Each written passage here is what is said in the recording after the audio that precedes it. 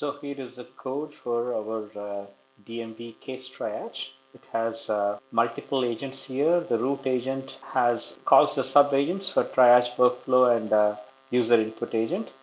So you can see the triage workflow is a sequential agent that has multiple sub agents, and the user input agent is the one that collects the information from the user by introducing itself, and the finalization agent is the one that runs at the end.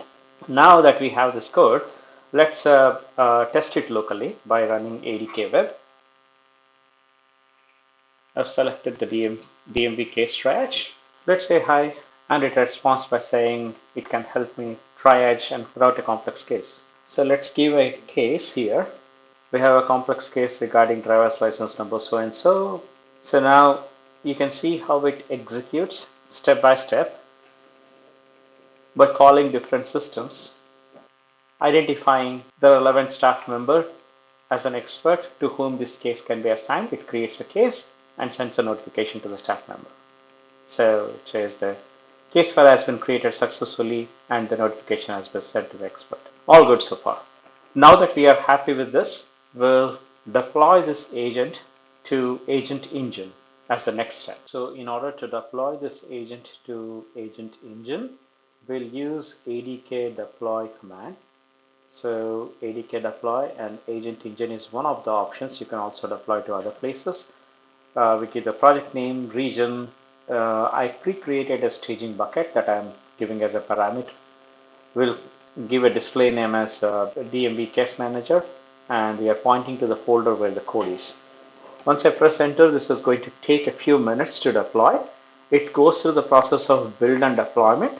The code in this folder will be converted into a container image, and then it goes through the CI process of building that image and deploying it onto the agent engine.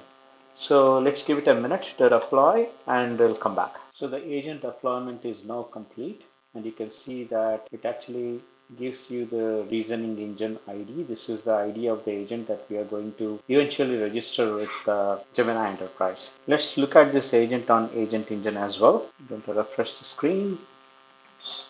And here is the DMV case manager that got just deployed. Agent running with the same resource name ending in 584 on Agent Engine. Now the next step is to register this agent with Gemini Enterprise. But before we do that, let's look at the agent gallery in Gemini Enterprise, and we don't see the DMV agent here. So we'll come back and look at this after the agent gets registered. In order to register the agent with Gemini Enterprise, I have an agent registration tool. Take a look at it and read through the README file in order to understand how to use it. It's very simple. You'll have to clone this repository onto your local machine and run this command, and it will give you different options. One of the options is to register your agent.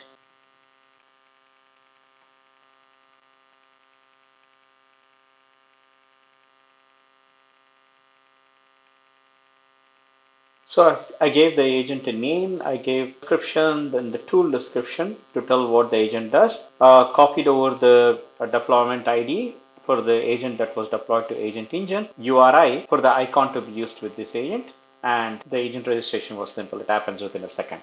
Now that we have the agent registered, let's go back and look at our agent gallery. I'm going to refresh the screen, expand this. We have our DMV case triager with our icon, say hi. We are able to talk to the agent using Gemini Enterprise now. So that was the end-to-end process of how you can create an agent, deploy it to Agent Engine, and register with Gemini Enterprise.